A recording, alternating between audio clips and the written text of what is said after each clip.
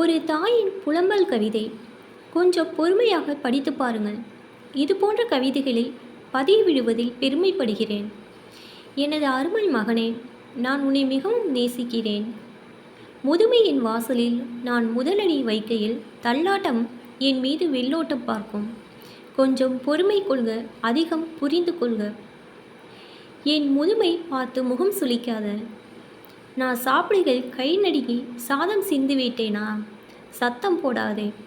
உனக்கு நான் நிலாச்சோறு ஊட்டிய நாட்களை நினைவு கூறுக. ஆடை மாற்றையில் அவதிப்படுகிறேனா? அசுத்தம் செய்துவிட்டேனா? ஆத்திரப்படாதே. படுக்கையில் முழுவதும் நீ பண்ணிய ஈடுகளின் ஈர நினைவுகளை இதயம் கொள்க.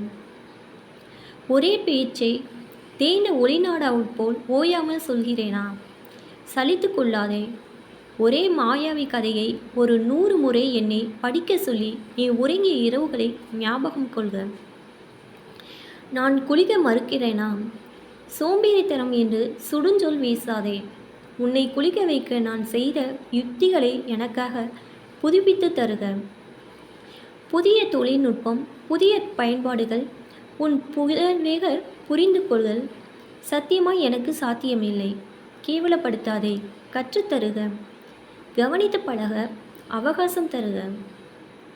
இனி சில நேரங்களில் என் நினைவு பிரச்சனையால் ஞாபகம் அருந்து போகலாம். உரையாடல் உடைந்து போகலாம். நிறைய வேலை இருக்கிறதென்று நேரம் பார்க்காத. என் அருகிலிருந்து ஆற்றாமை தேற்றுக. ஆசுவாசப்படுத்துக. என் கால்கள் என்னை ஏமாற்றையில் நீ முதல்நடை பழக என் விரல் நீண்டது போல் கை கொடுத்து எனக்கு உதவி செய்க. ஒரு நாள் சொல்வேன், நான் வாழ்ந்தது போதும் என்று வருத்தப்படாதே.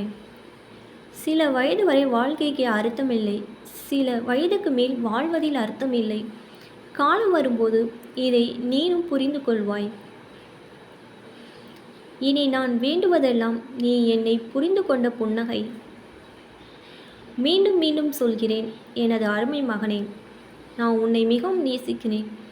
என் வாழ்வு அமைதியோடும் உன் அரவணைப்போடும் முற்று பெற முயற்சி எனும் செய்வாயா? ஒரு தாய் முதுமையில் மகனிடம் சொல்லும் கண்ணீர் கவிதை. இது ஏதோ ஒருவர் அனுப்பியது அல்ல. நம் ஒவ்வொருவரின் வாழ்க்கையிலும் அடுத்தடுத்து நடக்கப் போவது. நமது தாய் தந்தையை பேணி காப்பது நமது தலையாய கடமை. நமது உயிர் இருக்கும் வரை நாம் அவர்களை பேணி காப்போம். நமக்கும் ஒரு நாள் இந்த முதுமை வரும். அதற்குள் நமது பணியை சிறப்பாக செய்து நமது பெற்றோரையும் சிறப்பாக வாழ வைப்போம்.